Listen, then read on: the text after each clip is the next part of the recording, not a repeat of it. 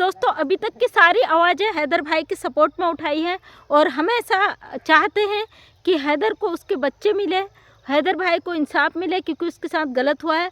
आज का वीडियो सिर्फ़ और सिर्फ हैदर भाई के लिए और हैदर भाई को सपोर्ट करने वालों के लिए।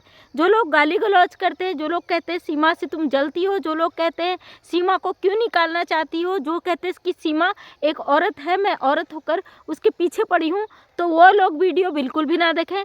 क्योंकि भाई आप लोग बहुत खुंदक आता है आपको जब सीमा के बारे में कुछ बोला जाता है, जबकि वो बिल्कुल गलत है और सभी लोग इस चीज़ को जानते हैं।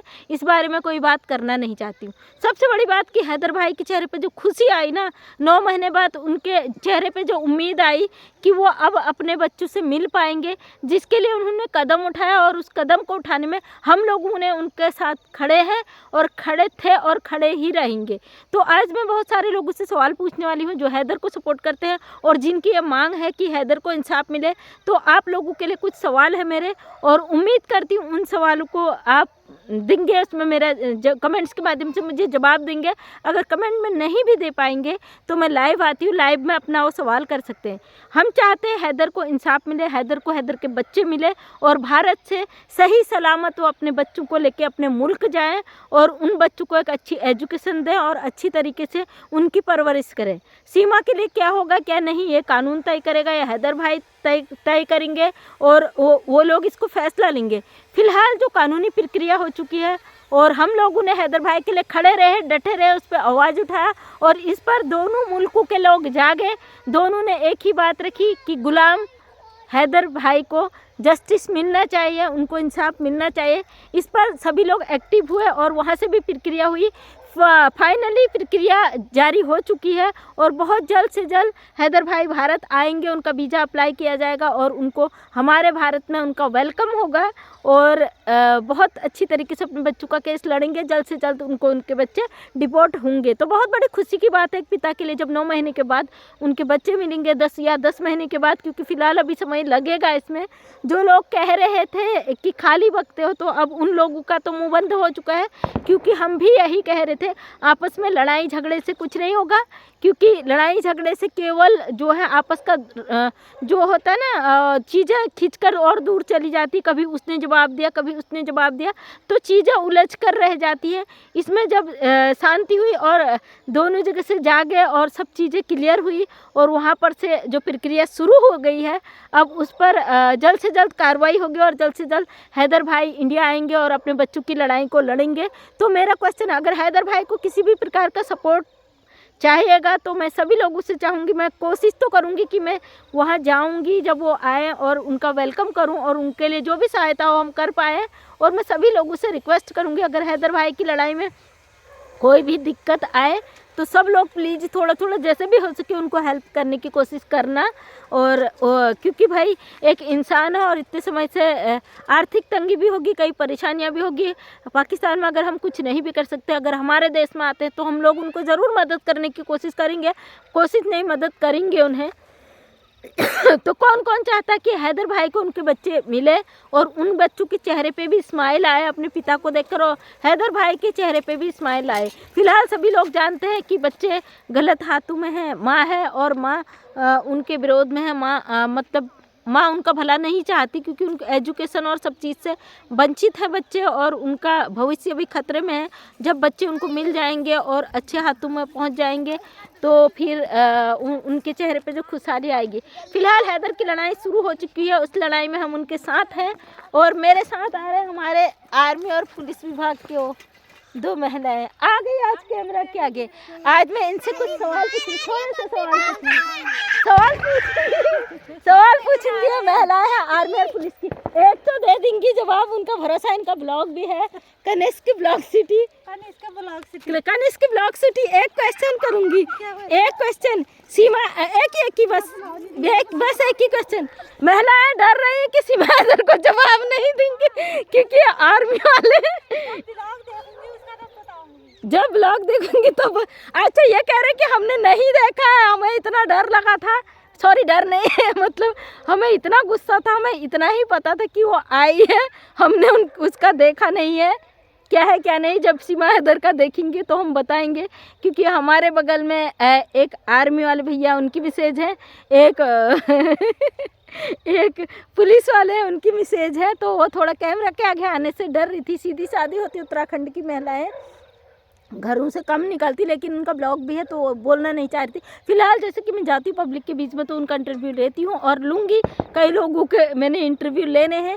एक मैडम ने इंटरव्यू दिया था पब्लिक पैलेस में, ललिता तोमर, उनका कई लोगों ने पूछा है कि उनको दोबारा लाओ, क्योंकि यहाँ से बहुत दूर है उनका, 40-50 किलोमीटर दूर। जब मेरा वहाँ जाना होगा तो मैंने उनसे बात की है, वो अपनी पूरी राय रखेंगी। महिला समूह के अध्यक्ष भी हैं वो अपने गांव से, और क्षेत्र पंचायत का वो इलेक्शन लड़ भी चुकी हैं। तो मतलब काफ़ी सक्षम महिलाएं, और नहीं चाहते कि भाई हैदर के साथ नाइंसाफ़ी हो, और वो उसमें वो खड़े हैं। फिलहाल ये महिलाएं जा रही थी, मैंने यहाँ से दिखा दिया। मैं पब्लिक पैलेस में भी जाके आपको दिखाऊंगी, और अभी मेरे घर का काम चल रहा है इस वजह से मैं नहीं रख पा रही हूँ। और यहाँ पे मैं वो चीज़ें क्लियर करूँगी कि हैदर भाई को अगर इंसाफ मिले तो आप कैसा महसूस करेंगे। क्योंकि बहुत सारे लोगों के क्वेश्चन है, ये क्यों हमारे देश में रह रही है, क्यों नहीं अब तक हैदर को इंसाफ मिल रहा, कब हैदर को इंसाफ मिलेगा। तो मैं एक ही चीज़ कह रही थी, भैया इसमें प्रक्रिया नहीं हुई थी, उसके लिए हम कुछ नहीं कह सकते थे। यहाँ से हमको हिलाना था पाकिस्तान को, वहाँ की सरकार को सक्रिय करना था, जागृत करना था, वहाँ के लोगों को जगाना था। इसीलिए हम लगे हुए थे कि वहाँ उनके कानून तक भी बात पहुँचे, जो कानूनी प्रक्रिया है उसके लिए वो आगे आए। फिलहाल कानूनी प्रक्रिया हो चुकी है शुरुआत। और आज मैंने हैदर भाई का वीडियो देखा जिसमें काफ़ी खुश थे, और उनकी उम्मीद थी कि मैं अपने बच्चों से मिलूँगा। और जैसे कि पहले हैदर भाई बहुत गुस्से में बोलते थे, क्यों नहीं सीमा का हाथ पकड़ के बाहर कर देते, क्यों नहीं एनजीओ बाहर कर देती है। तो कहीं ना कहीं तकलीफ़ होता था हमें भी देख के कि भाई अनपढ़ है, उनको इतनी नॉलेज नहीं है कि क्या होगा क्या नहीं होगा। अपनी बात को रख देते थे, अपने बच्चों के दर्द को बयां कर देते थे, और उनको लगता था पब्लिक शायद वहाँ रबूपुरा जाए, उसका हाथ पकड़ के बाहर फेंके और सीमा पाकिस्तान आ जाए। लेकिन इतना उनको नॉलेज नहीं था कि ये 2 मुल्कों का मामला है, इसमें जब तक कानूनी प्रक्रिया नहीं होगी। क्योंकि कुछ लोग जो कह रहे थे कि सीमा आज़ाद है, ये कर रही वो कर रही, तो मैं बता दूं, एक ने मेरे को कमेंट किया था कि सीमा खुलेआम घूम रही है हमारे देश में, और हमारे देश के लोग बंदी है पाकिस्तान की जेल में। तो मैं कह दूं, सीमा खुलेआम नहीं घूम रही है, सीमा जेल गई है, सीमा बेल पर छूटी है, और सीमा जो है अभी आज़ाद नहीं, बेल पर छूटी हुई हो, कानून के शिकंजे में है। तो बार बार यही चीज़ें रिपीट करती हूँ, आपको समझ नहीं आता, क्या करूँ बताओ। कानूनी प्रक्रिया के तहत होता है, इसमें समय लगता है, इसकी एक प्रक्रिया होती है, उसमें समय लगता है। हम अपने सरकार ऊपर अपनी उस पर सवाल खड़ा नहीं कर सकते हैं। जब वहाँ से प्रक्रिया शुरू हो चुकी है तो जल्द से जल्द इस पर कार्रवाई भी होगी, वहाँ से चीज़ें यहाँ के उनके लिए भेजा जाएगा, फिर वहाँ से वीज़ा के लिए अप्लाई किया जाएगा, फिर हैदर भाई यहाँ आएंगे, फिर यहाँ के क्योंकि उन्होंने वकील कर लिया, यहाँ के कोर्ट में अपना केस रखेंगे, अपने बच्चों की लड़ाई लड़ेंगे, और बच्चे उन्हें मिलेंगे। सीमा को जो भी सज़ा मिलेगा वो सरकार देगी या पाकिस्तान सरकार देगी, वो उनके हाथ में है। और फाइनली हैदर भाई को उनके बच्चे मिलेंगे, 100% मिलेंगे। क्योंकि ये कानूनी लड़ाई थी, इसमें लेटा लपेटी हो रही थी, कभी उधर से लड़ाई झगड़े का सीन आ जा रहा था, कभी यहाँ से लड़ाई झगड़े का सीन आ जा रहा था। तो इस चक्कर में वो चीज़ें रुक गई थी। अब प्रक्रिया शुरू हो गई। और अभी हल्द्वानी में जो हिंदू मुस्लिम दंगा हुआ था, मुझे उस पर वीडियो बना था लेकिन मैं नहीं बना पाई थी। उसमें इतना मतलब महिलाओं को आगे लाकर बुर्का पहनाकर, क्योंकि अभी प्रशासन ने हमें यहाँ पे रखने का इजाज़त नहीं दिया था, क्योंकि वहाँ का इंटरनेट बंद कर दिया गया था, बॉर्डर सील कर दिए गए, वो सारी एरिया सील कर दिया गया था कि यहाँ से कोई बात लीक नहीं हो। फिलहाल बातें आ गई हैं सामने, और जो अंदर की खबर हमको मिली है, वहाँ पे जो बनबूपुर थाने में हमला हुआ है हिंदू मुस्लिम वाला, उसमें किसने करवाया मास्टरमाइंड तो पकड़ा गया है, उसका बेटा भी पकड़ा गया है।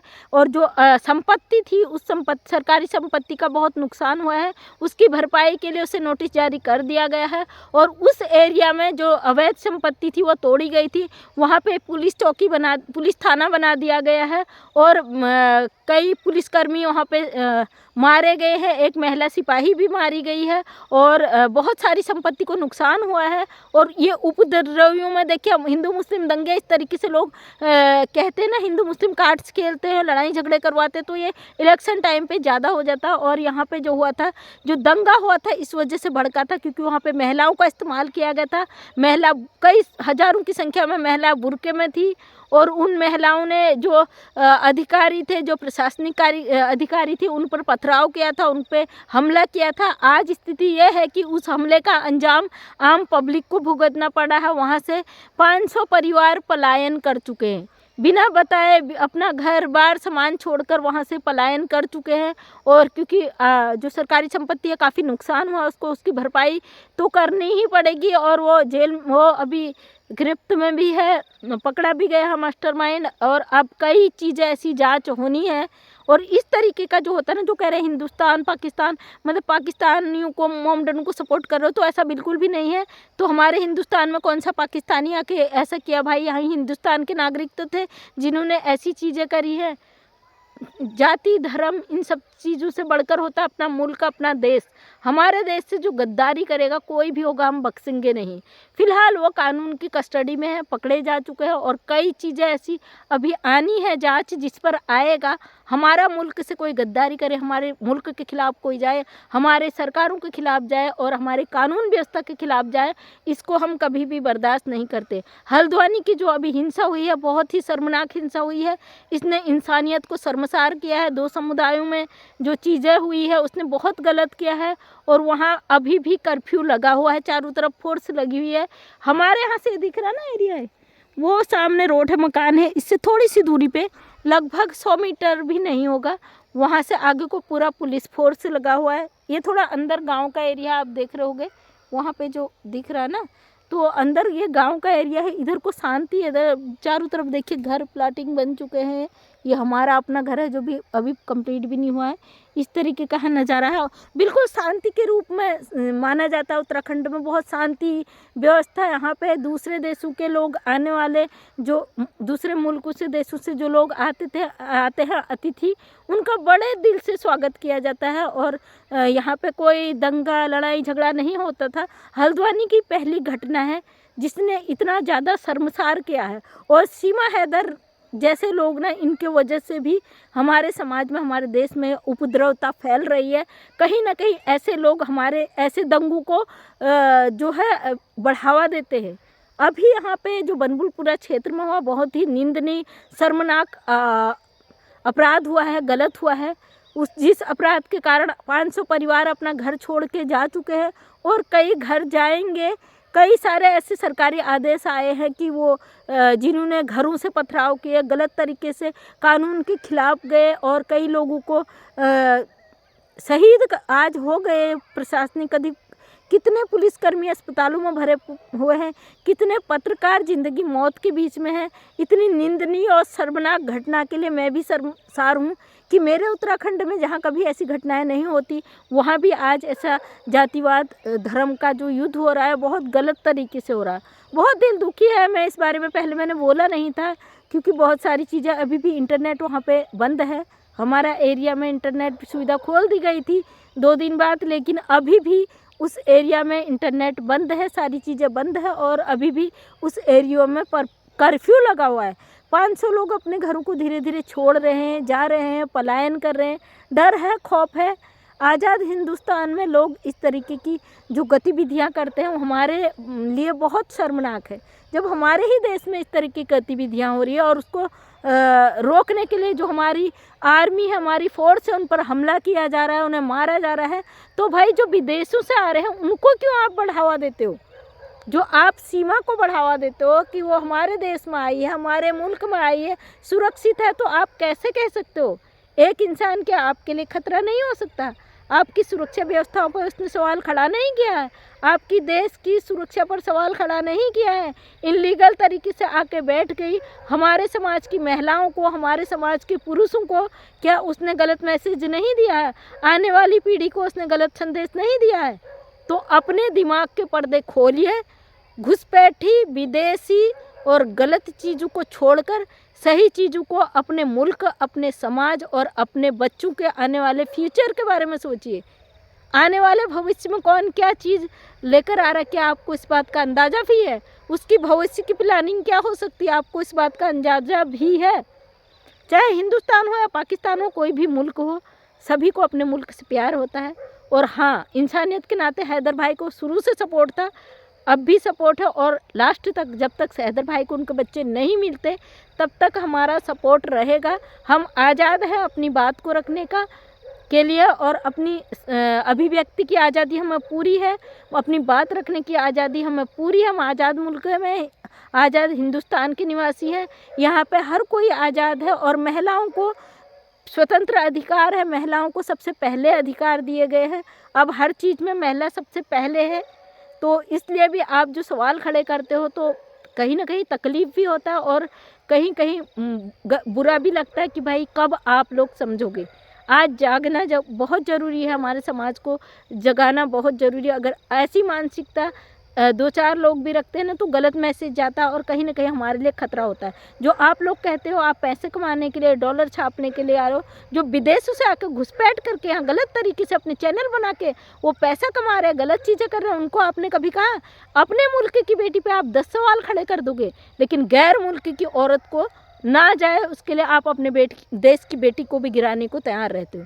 तो दोस्तों बहुत तकलीफ़ होता है ये चीज़ देख के।